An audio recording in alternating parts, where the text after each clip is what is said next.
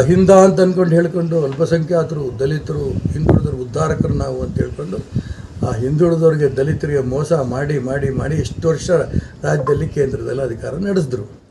ಈಗ ಅಲ್ಪಸಂಖ್ಯಾತರು ಸ್ವಲ್ಪ ಅವ್ರ ಜೊತೆ ಹಂಗೂ ಹಿಂಗೂ ಉಸಿರಾಡ್ತಿದ್ದಾರೆ. ಪರಿಶಿಷ್ಟ ಜಾತಿ, ಪರಿಶಿಷ್ಟ ವರ್ಗದ ಹಿಂದುಳಿದವರು ಲೂಟಿ ಮಾಡಿದ್ದು ನೇರ ಕಾಂಗ್ರೆಸ್ ಇವತ್ತು ಬೆತ್ತಲಾಗಿ ಹೋಗಿದೆ. ಯಾವ ಕಾಂಗ್ರೆಸ್ ನಾಯಕರು ಕೂಡ ನಾವು ಲೂಟಿ ಆಗಿಲ್ಲ ಕಾಂಗ್ರೆಸ್ನಿಂದ ಅಂತ ಹೇಳಂತ ಧೈರ್ಯ ಒಬ್ಬರಿಗೂ ಇಲ್ಲ. ಅವ್ರ ಮಂತ್ರಿನೇ ಜೈಲಿಗೆ ಹೋಗಿದ್ದಾನೆ. ಇದೇ ವಿಚಾರದಲ್ಲಿ ಮುಖ್ಯಮಂತ್ರಿಗಳು ಕೂಡ ಜೈಲಿಗೆ ಹೋಗ್ತಾರೆ. ಆರ್ಥಿಕ ಇಲಾಖೆ ಅವ್ರ ಕೈಲೇ ಇರೋದು. ಎಷ್ಟು ಅಕೌಂಟ್ಗಳು ಬದಲಾವಣೆ ಆಗಿದೆ ಗೊತ್ತೇ ಇಲ್ಲ ಗೊತ್ತೇ ಇಲ್ಲ ಗೊತ್ತೇ ಇಲ್ಲ ಅಂತ ಹೇಳ್ತಾ ಇದ್ದಾರಲ್ಲ.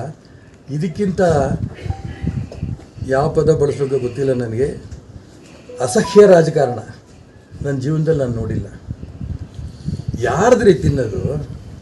ಪರಿಶಿಷ್ಟ ಜಾತಿ, ಪರಿಶಿಷ್ಟ ವರ್ಗದವ್ರದ್ದು ದುಡ್ಡು ತಿಂದು ಆ ಆತ್ಮಹತ್ಯೆ ಮಾಡ್ಕೊಂಡಿರೋನ ಬಗ್ಗೆನೂ ಕೂಡ ಒಂದು ಗಲಾಟೆ ಮಾಡಿ ಅವ್ರಿಗೇನೊಂದು 25 ಲಕ್ಷ ಇವಾಗ ಘೋಷಣೆ ಮಾಡಿದ್ದಾರೆ.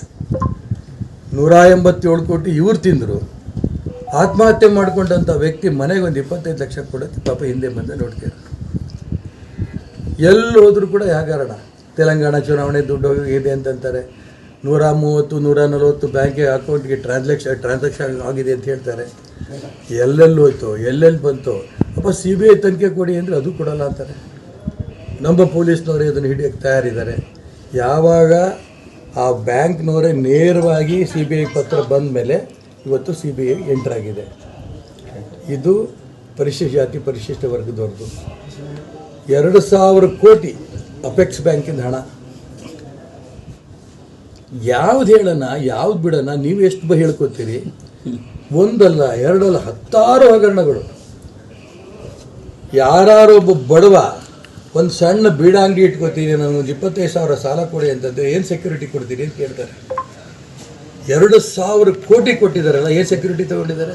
ಯಾರೇ ತುಂಬ ಸ್ಪಷ್ಟವಾಗಿ ಹೊರಗೆ ಬಂದಿದೆ. ಯಾವ ಸೆಕ್ಯೂರಿಟಿ ಇಲ್ದೇ 2,000 ಕೋಟಿ ಸಾಲ ಕೊಟ್ಟಿದ್ದೀವಿ ಅಂತ. ಅದೊಂದು ದೊಡ್ಡ ಹಗರಣ. ಮುಖ್ಯಮಂತ್ರಿಗಳಲ್ಲಿ ಏನು ಆಗೇ ಇಲ್ಲ ಅನ್ನಂಗಿದ್ದಾರೆ. ಅವರು ಗೊತ್ತೇ ಇಲ್ಲ ತಮಗೆ ಅನ್ನೋ ಥರದಲ್ಲಿದ್ದಾರೆ. ಮೂಢ ಹಗರಣ ಅಲ್ಲ. ಸಾಕ್ಷಿಗಳು ಬೇಗ ಸಿಕ್ಕೇ ಬಿಡುತ್ತೆ ಅನ್ನೋದು ಒಂದೇ ಕಾರಣಕ್ಕೆ ಇವರು CBI ಕೊಡ್ತಿಲ್ಲ. ಯಾರು ಒರಿಜಿನಲ್ ಡಾಕ್ಯುಮೆಂಟ್ ಇಟ್ಕೊಂಡಿದ್ದಾರೋ ಆ ಭೂಮಿನ ಯಾರು ಖರೀದಿ ಮಾಡಬೇಕಾದ್ರೆ ಜಿಲ್ಲಾಧಿಕಾರಿಗಳು ಒಪ್ಪಿಗೆ ತಗೊಂಡಿಲ್ಲ. ಬೆಲೆ ಬಾಳುವ 14 ಸೈಟ್ಗಳನ್ನು ಮುಖ್ಯಮಂತ್ರಿಗಳು ತಗೊಂಡ್ರು. ಇಲ್ಲ ಅಂದಿಲ್ಲ. ಚುನಾವಣೆ ಸ್ಪರ್ಧೆ ಮಾಡಬೇಕಾದ್ರೆ ಅವರ ಆಸ್ತಿ ಘೋಷಣೆ ಮಾಡಬೇಕಲ್ಲ, 8.5 ಕೋಟಿ ಘೋಷಣೆ ಮಾಡಿದ್ದಾರೆ. ಮೊನ್ನೆ ಗಲಾಟೆ ಆದಮೇಲೆ ನಂಗೆ 60 ಕೋಟಿ ಕೊಟ್ಬಿಡ್ರಪ್ಪ, ನಾನು ಬಿಟ್ಬಿಡ್ತೀನಿ.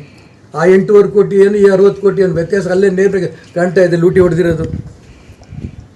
ಒಬ್ಬ ಮುಖ್ಯಮಂತ್ರಿ ನಾನು ಸತ್ಯ ಹರಿಶ್ಚಂದ್ರ ಬಿಟ್ಟರೆ ನಾನೇ ಅನ್ನೋ ಥರದಲ್ಲಿ ಇಷ್ಟು ವರ್ಷ ಆಡಳಿತ ನಡೆಸ್ಕೊಂಡು ಬಂದರು. ಯಾರಿಗೂ ಗೊತ್ತಿಲ್ದಂಗೆ, ಯಾರಿಗೂ ಗೊತ್ತಿಲ್ಲ ನಡೀತಾ ಇತ್ತು. ನೇರವಾಗಿ ಹೇಳಿದ್ನೆಲ್ಲ ನೇರವಾಗಿ ಬಹಿರಂಗವಾಗಿ ಬೆತ್ತಲಾಗಿದೆ ಕಾಂಗ್ರೆಸ್ ಸರ್ಕಾರ. ಇತ್ಲಾಗಿ ಮುಖ್ಯಮಂತ್ರಿಗಳೇ ನೇರವಾಗಿ ಆಗಿರೋದ್ರಿಂದ ಇಲ್ಲಪ್ಪ, ಇನ್ನು ನಾವು ತಿಂದಿದ್ದಷ್ಟೇ ಅಲ್ಲ, ನಾವು ತಿಂದೇ ಇಲ್ಲ.